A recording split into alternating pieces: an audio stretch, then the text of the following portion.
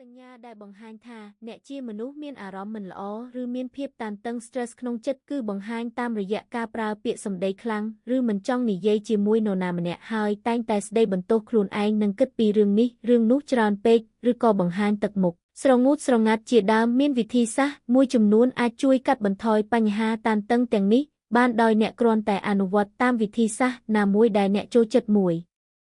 លើកទឹកចិត្តខ្លួនឯងនៅពេលមានបញ្ហាផ្លូវចិត្តនឹងធ្វើឲ្យខ្លួនឯងបាក់ទឹកចិត្តដូច្នេះអ្នកត្រូវតែព្យាយាមតស៊ូតាំងចិត្តឲ្យរឹងមាំនិងត្រូវគិតបែបវិជ្ជមានដោយគិតថាអ្វីដែលគេធ្វើបានអ្នកក៏អាចធ្វើបានដែរអ្នកត្រូវជៀសវាងនៅការស្ដីបន្ទោសឲ្យខ្លួនឯងការគិតឃើញតែបញ្ហា2សមាធិនៅពេលដែលអ្នកមានអារម្មណ៍មិនល្អឬតានតឹងក្នុងចិត្តអ្នកគួរតែធ្វើសមាធិឲ្យបាន10ទៅ15នាទីការធ្វើសមាធិគឺអាចជួយកាត់បន្ថយភាពតានតឹងបានច្រើនព្រោះធ្វើឲ្យអ្នកមានអារម្មណ៍ស្រស់ស្រាយនិងធូរស្បើយទៅតាមការដកដង្ហើមចេញដកដង្ហើមចូលនៅពេលធ្វើសមាធិ3ដើរកម្សាន្តនៅតំបន់ធម្មជាតិដើរកម្សាន្តតាមតំបន់ធម្មជាតិដែលមានព្រៃព្រឹក្សាខៀវស្រងាត់និងពោរពេញទៅដោយខ្យល់បរិសុទ្ធនិងបរិយាកាសត្រជាក់ល្អវិធីសាស្ត្រមួយនេះធ្វើឲ្យអ្នកមានអារម្មណ៍ស្ងប់ស្ងាត់ល្អនិងរសាត់ទៅតាមខ្យល់ទាំងនោះ4លេងកីឡាការលេងកីឡាជាវិធីសាស្ត្រមួយផងដែរដែលធ្វើឲ្យអ្នកបំភ្លេចនៅទុក្ខកង្វល់នៅក្នុងចិត្តព្រោះអ្នកគិតតែពីការសប្បាយនិងគិតតែខំប្រកួតម្យ៉ាងទៀតអ្នកអាចបញ្ចេញញើសនិងកំហឹងនៅក្នុងចិត្តបានទៀតផងបន្ទាប់ពីលេងកីឡាហើយងូតទឹកសម្អាតប្រាណរួចនោះអ្នកនឹងមានអារម្មណ៍ល្អនិងធូរស្បើយនៅក្នុងចិត្ត5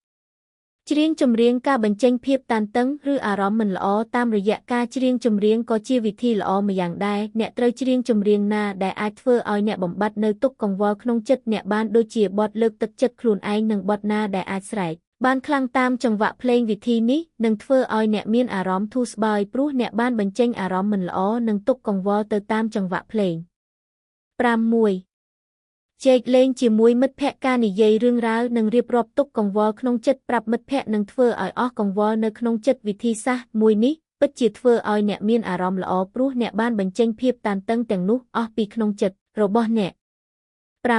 7បញ្ចេញអារម្មណ៍តាម